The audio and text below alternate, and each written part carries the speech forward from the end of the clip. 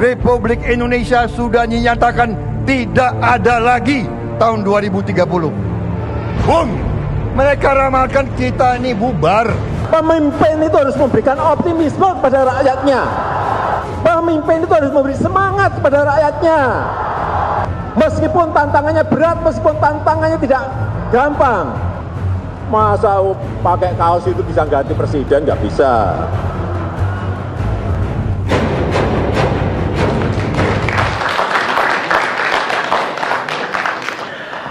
Pemirsa, kita masih bersama Indonesia Lawyers Club. Sekarang giliran Nasdem, anggota DPR RI Akbar Faisal. Makasih Pak Karni. Izinkan saya mencoba menggunakan cermin yang berbeda dibanding beberapa kawan saya sebelumnya, baik yang berada pada sisi pemerintah maupun yang oposan. Karena menurut saya memang alangkah lebih baik memang kalau kita mencoba untuk mendudukkan persoalan seperti yang kita pahami. Yang agak sulit adalah apabila kita mencoba untuk memahami setidaknya mengkritik misalnya, tapi kita tidak mengerti persoalan.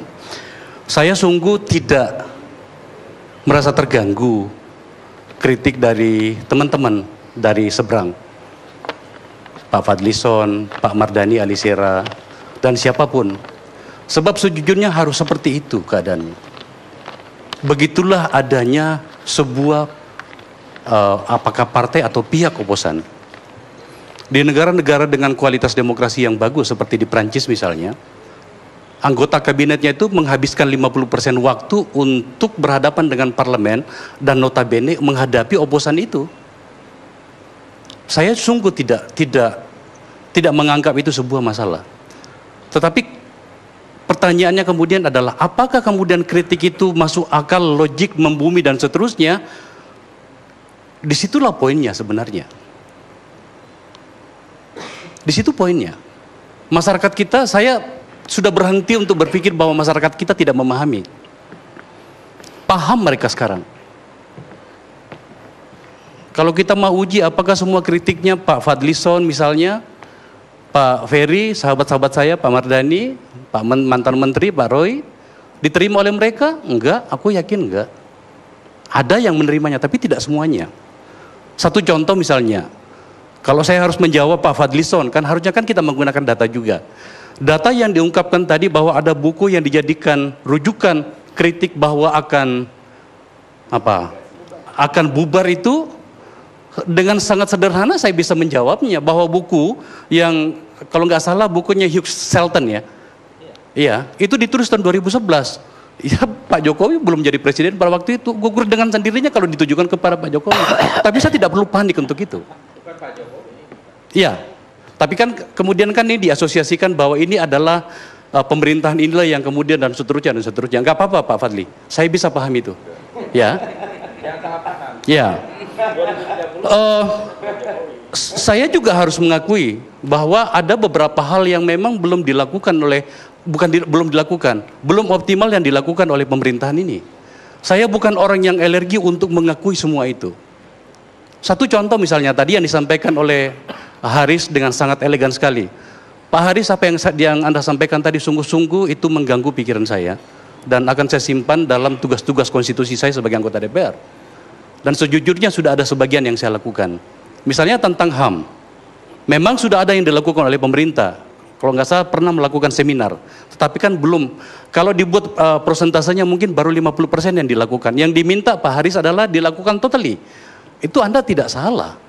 Tetapi kalau kemudian Anda juga tidak bisa memberikan apresiasi tentang apa yang sudah dilakukan, menurut saya juga mungkin agak berlebihan juga. Tetapi nggak apa-apa. Saya memahami konstelasi berpikir Pak Haris yang memang orang LSM. Bukan masalah bagi saya. Soal kasus Freeport misalnya Pak Haris. Kebetulan saya yang datang ke Parlemen Amerika bersama dengan 9 anggota DPR RI waktu itu. Saya cuma tidak perlu menjelaskan secara membabi buta kenapa sampai saya bertengkar dengan beberapa senator Amerika, misalnya Jim Webb dari Arizona atau dari mana gitu loh. Saya sampai berantem ke dia ketika saya mengatakan, kenapa Freeport begitu sulit melepaskan diri dari 1% untuk masyarakat Papua? Oke. Terus apa lagi yang perlu dilakukan oleh pemerintahan ini? Ya, untuk masyarakat Papua. Iya, itu dulu pada saat itu, tahun 2011 kalau saya nggak salah. Prabowo yang tahun 2006 yang meminta. Saya tidak tahu, tetapi saya datang ke Parlemen Amerika pada saat itu. Nah, itu tahun 2006, Pak Prabowo ketika Danjen Kopassus setelah operasi Mapenduma lah yang meminta. Itu saya kira bisa ditanyakan kepada... Monggo silakan saya, tapi saya datang sebagai anggota DPR waktu itu yang diakui oleh konstitusi pada saat itu. Ya. Nah, kemudian soal perikanan misalnya. Saya jujur sudah berbicara dengan Mbak Susi, Ibu Susi, Ibu Menteri mengatakan bahwa sejujurnya saya nggak nyaman dengan kebijakan tentang pelarangan cantrang dan seterusnya. Realitasnya nelayan di kampung saya di sepanjang Kabupaten Wajo, Bulukumba, Sinjai, Pangkep yang memang nelayan, dulu ketika belum dilarang dalam 20 hari mereka mendapat 3 juta. Hari ini kalau mereka mendapatkan 150.000 sudah banyak. Yang namanya terancam secara real, fisik, lapar, itulah yang terjadi. Tentu saja saya pahami kebijakan Ibu Susi bahwa ini untuk menjaga bagaimana biota laut kita untuk masa depan anak kita. Ya, tetapi kemudian harus ada jalan keluar dari sini. Dari sini Anda bisa melihat bahwa saya bisa secara logik melihat persoalan ini. Belum lagi yang lain. Nah, kembali pada yang ini tadi, saya bisa paham kalau oposisi melakukan berbagai kritik itu. Bahwa kemudian caranya dilontarkan, mungkin mohon maaf, saya menggunakan kata kasar dan segala macam, monggo. Kearifan-kearifan kita yang melekat kita sebagai sebuah bangsa Indonesia, yang menghargai kearifan sejak dari bawah itu biarkan bermain pada wilayah itu. Nah sekarang saya ingin menunjukkan bahwa sebenarnya selain dari apa yang saya sampaikan itu tadi, ada sebenarnya ruang-ruang yang juga yang layak untuk mendapatkan apresiasi. Mari kita bermain angka. Silakan ditampilkan teman-teman sekalian, supaya juga terukur ya. Tadi Pak Fadlizon berbicara tentang tenaga kerja, utang. Saya izin Pak Karni akan menjelaskan sesuai dengan kemampuan saya, sebab saya bukan seorang pengamat ekonomi, saya bukan sarjana ekonomi. Tapi saya akan mencoba menjelaskan sesuai dengan kemampuan saya memahami masalah yang insya Allah itu berdasarkan dengan data. Baik data dari pemerintah yang diakui oleh konstitusi maupun data dari luar. Tadi soal utang dan segala macam termasuk risiko dari bukan fail lagi tetapi fragile state index itu akan saya jelaskan nantinya. Saya mulai dari postur APBN kita. Coba kita lihat. Ditampilkan pendapatan negara dan seterusnya. Ini saya akan harus memulai dari sini supaya kelihatan bahwa ada sandaran data yang cukup saya bisa pertanggungjawabkan di ruang ini. Pada poin ini coba kita lihat pendapatan negara ada defisit ya. Ada defisit dan kemudian ada keseimbangan primer. Apa itu keseimbangan primer? Saya akan jelaskan pada bagian tentang utang tadi. Saya lanjut, silakan. Coba kita lihat perbandingan rata-rata APBN rezim dahulu dan rezim yang sekarang. Tadi Pak Fadlizon menyebut juga tentang infrastruktur. Kebetulan pada saat bersama dengan Pak Arya Bima pada saat kami merancang pemerintahan ini, bagian infrastruktur ini bagian saya Pak Fadli. Jadi insya Allah saya sedikit bisa menjelaskan. Coba kita lihat pada tahun 2011, 2012, 2013 hingga terjadinya pergantian pemerintahan pada tahun 2014. Coba kita lihat ya. Untuk yang namanya subsidi energi itu tinggi sekali. Tadi Pak Fadlizon juga bicara tentang subsidi. Seakan-akan Pak Fadlizon ingin menunjukkan bahwa subsidi adalah kebijakan yang paling dekat bagi masyarakat. Saya akan membalikan pandangan itu dengan menunjukkan data tentang ternyata angka kemiskinan. Saya tidak mengatakan subsidi kebijakan yang paling tepat. Ya. Tetapi dengan pencabutan subsidi itu mengakibatkan hidup rakyat susah. Saya cukup paham untuk itu Pak. Biarkan saya lanjutkan supaya kemudian menyeluruh penjelasan saya. Coba kita lihat subsidi pada saat pemerintahan yang lalu itu berada pada angka 324 triliun, 324,6 triliun. Ketika Pak SBY turun terus dan pada posisi 2018 subsidi itu untuk energi turun 67,3%, tinggal 94,5 triliun.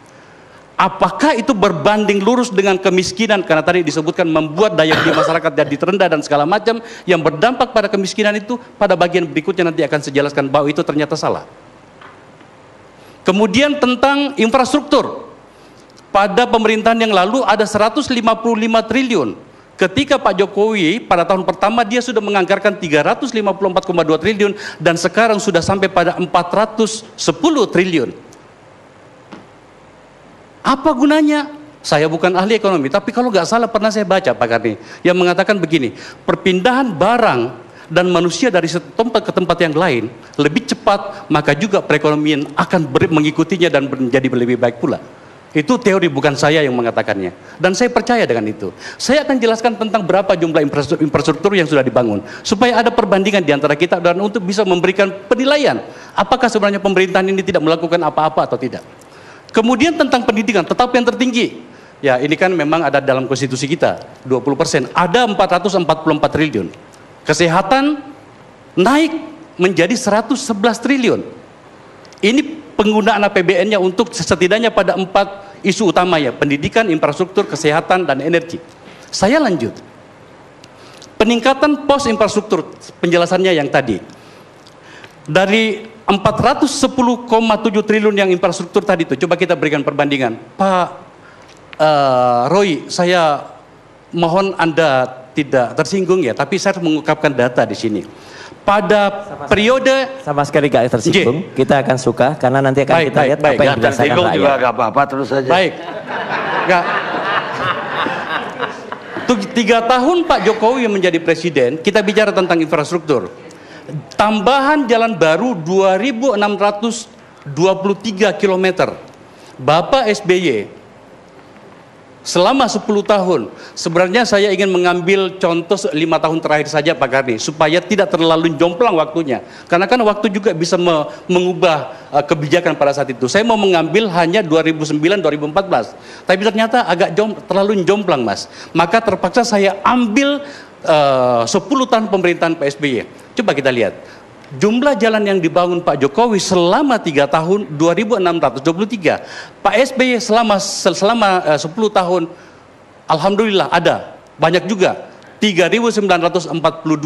Rata-rata per tahunnya Pak Jokowi lebih banyak. Kalau dipersentasekan meningkat 121%. Jalan tol 568 km Pak Jokowi selama 3 tahun. Pak SBY selama 10 tahun, sayangnya cuma 212 km nih. Bendungan, saya tidak menemukan angka bendungan yang dibangun oleh Pak SBY, tetapi jangan SBY lah, pada pemerintahan sebelumnya lah. Mohon jangan dipotong dulu Mas. Datanya salah. Salam. Ya, jangan dipotong dulu ya.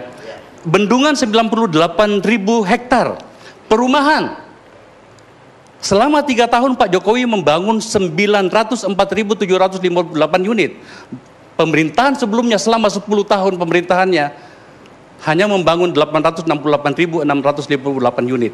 Artinya naik selama 3 tahun, diperbandingkan antara 3 tahun dengan 10 tahun itu bertumbuh 71%. Jalur kereta, Pak Jokowi membangun, pemerintahan Pak Jokowi membangun 338 km. Selama 10 tahun pemerintahan sebelumnya hanya membangun 922. Terjadi peningkatan meskipun rentang waktunya tidak fair untuk diperbandingkan, tapi terjadi peningkatan 17%. Saya lanjutkan datanya supaya kita lebih terukur. Katanya Indonesia akan bubar pada tahun 2030. Sayangnya data yang saya dapatkan, Pak Fadlison sahabat saya, dalam 11 tahun terakhir ini sama sekali tidak ada alasan bahwa Indonesia akan mengalami kebangkrutan, runtuh, atau apapun penamaan kita. Ini ada data dari Fund for Peace tahun 2007 sampai 2017. Dulu namanya Failed State, sekarang namanya Fragile State Index. Coba kita lihat Pak, tahun 2007 posisi Indonesia itu dari 178 negara nih. Tahun 2007 Indonesia peringkat 55, sekarang berada pada peringkat 94. Dari sini saja kita lihat bahwa sebenarnya kekhawatiran itu mungkin kita agak menakut-nakuti diri kita. Saya lanjutkan datanya. Tolong ditampilkan, ini ada gambaran Pak. Ini gambaran dunia, coba lihat. Pada gambar yang warna hijau tua itu, ini juga data dari FED, ya. Itu ada 11 negara dengan improve yang paling ekstrim di dunia. Dan di dalam 11 negara itu, Indonesia salah satunya bersama dengan Jerman, Belarus, Uzbekistan, dan Kolombia. Terjawab lagi satu kemudian bahwa sebenarnya kekhawatiran kita mungkin agak berlebihan. Saya lanjutkan, Indonesia di dunia internasional ditampilkan, peringkat kemudahan investasi Indonesia itu sekarang pada posisi 72 Pak Karni. Pada tahun 2014 ketika Pak Jokowi baru memulai pemerintahan, dia hanya berada pada peringkat 120. Negara layak investasi, ini menarik nih. Ada 3 lembaga pemeringkat yang memberikan penilaian pada Indonesia pada tahun 2014. Pertama Moody's, itu layak investasi. Fitch, layak investasi, tetapi Standard & Poor's itu mengatakan bahwa tidak layak investasi. Ada satu lembaga yang mengatakan pada tahun 2014.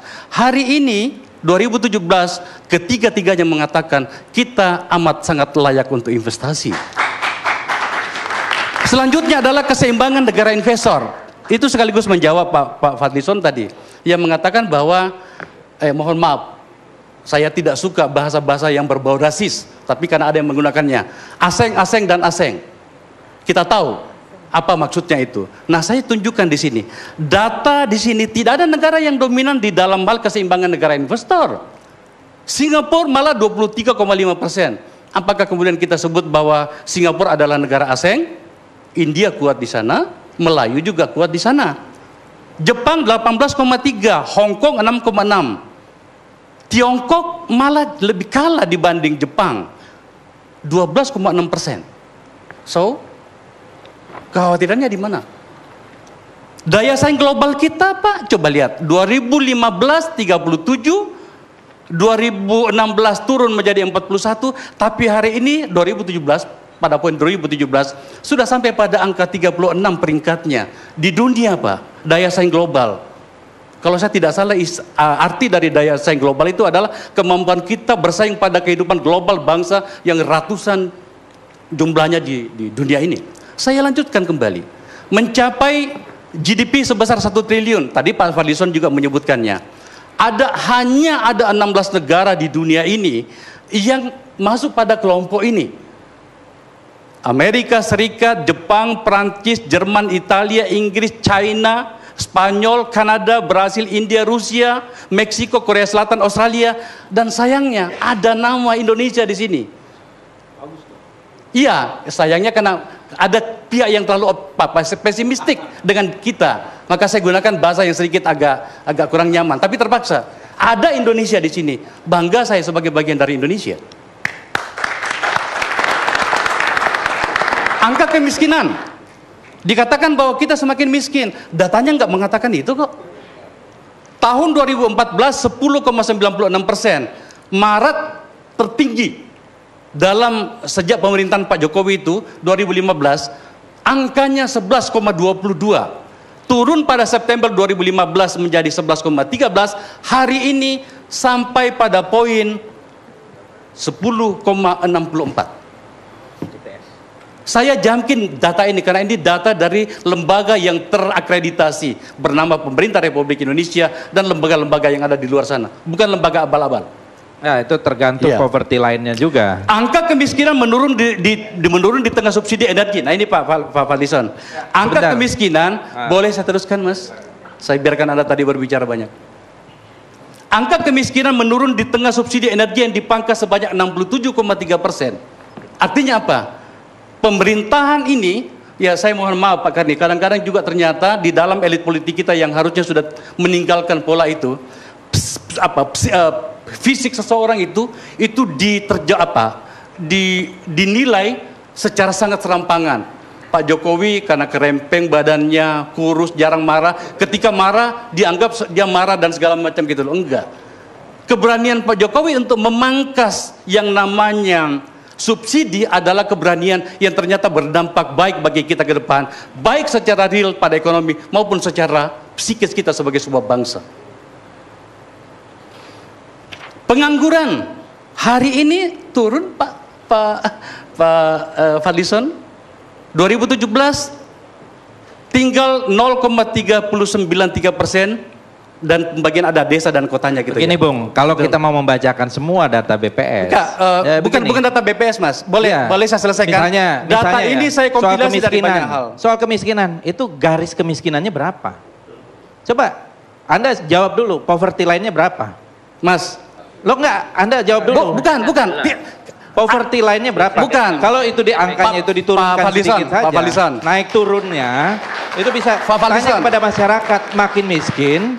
Pak Fadlizon, ini ada yang namanya kedalaman tergantung kemiskinan. Pak Karni mau memberikan saya waktu banyak untuk ini karena sebenarnya begini. Gini. Kalau misalnya karena Anda selalu merefer ke saya juga punya hak jawab. Bukan, saya kan menjawab pertanyaan Anda tadi. Kalau saya tidak jawab lagi, saya tidak bertanya kepada Anda kok. Gitu. Saya tidak bertanya kepada Anda. Tapi karena Anda merefer ke saya, saya jawab.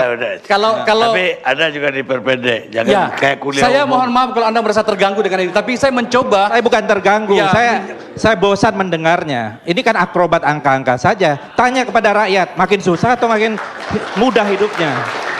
Cukup. Saya nggak apa-apa. Saya menerima yang seperti ini. Beginilah. Saya nggak mengizinkan. Ya, terima kasih Pak Karni. Tapi maksud saya, inilah bahasa seperti inilah yang membuat oposisi tidak pernah mendapatkan ruang untuk menghadapi realitas-realitas yang ada gitu. Tapi nggak apa-apa, saya terima saja. Ini pemberantasan pembangunan gitu ya. Coba lihat. Wah, ada ketinggalan satu. Ini soal pertumbuhan ekonomi dan inflasi stabil. Nanti kalau saya ungkapkan lagi, Pak Fadlizon dan teman-teman lagi mengatakan, itu datanya dari mana? Ya wes, ditampilkan saja, tapi dilihat di situ. Bahwa sebenarnya kita tidak cukup waktu dan tidak cukup alasan untuk pesimistik. Saya lanjut soal desa. Coba lihat roadmap dana desa kita. Tahun 2015 dana desa hanya 20,76 triliun. Tetapi tahun 2018 sudah 60 triliun. Artinya apa? Gerakan pembangunan janji Pak Jokowi yang harus dimulai dari desa dan seterusnya itu dilakukan. Bahwa kemudian ada banyak masalah di bawah, saya akui itu. Saya akui. Ada banyak masalah di bawah. Kemudian transfer daerah juga meningkat. Dari 2014 hanya 596 menjadi sekarang 706 triliun. Nah, soal utang. Banyak orang yang melihat bahwa utang kita itu sudah sangat berlebihan. Mungkin iya. Utang kita sekarang sudah 3.958 triliun. Tapi apakah pernah ada yang membahas tentang sebenarnya pada saat yang bersamaan aset kita juga bertambah. Jadi kita memang banyak utang, tapi kita menjadi lebih kaya atas berbagai inisiatif pemerintahan yang dilakukan. Selama ini kan yang hanya dijual bahwa kita punya banyak utang. Iya, banyak utang kita. Negara berkembang kok. Tetapi kemudian apakah kita punya kemampuan untuk membayarnya? Iya. Ada yang disebut dengan keseimbangan primer. Keseimbangan primer itu adalah total pendapatan negara dikurangi dengan belanja negara minus pembayaran utang. Kami paham itu. Dan seluruh data-data apa yang saya tampilkan di sini kok mengatakan begini. Kita nggak cukup punya alasan untuk mengatakan bahwa kita akan bubar. Tetapi memang kita akan bubar ketika kemudian kita menggunakan narasi-narasi yang membuat kita semakin terpecah. Di mana tadi Saudara Haris mengatakannya bahwa kenapa kemudian isi Anda tinggalkan? Anda berbicara tentang konstitusi, tapi yang Anda bahas tentang kaos dan segala macam, meninggalkan substansi. Maka saya ingin menutup pembicaraan saya dengan begini, Pak Karni. Saya bisa memahami pikiran-pikiran teman-teman di oposisi. Kami tidak sempurna dalam hal ini pemerintahan. Saya selalu percaya apa yang dikatakan oleh Rendra. Pernah dia mengatakan, dan saya catat betul di memori saya, sesekali keluarlah dari rumahmu untuk melihat lubang-lubang yang mungkin tidak kau lihat ketika berada di dalam rumahmu. Tetapi juga saya ingin meminta kepada teman-teman sekalian, jika ada sesuatu yang bisa Anda berikan apresiasi, berikanlah. Anda tidak akan menjadi terhina ketika mengakui kelebihan dan berbagai kebaikan yang pernah dilakukan orang lain. Wabillahi taufiq wal hidayah. Assalamualaikum warahmatullahi wabarakatuh.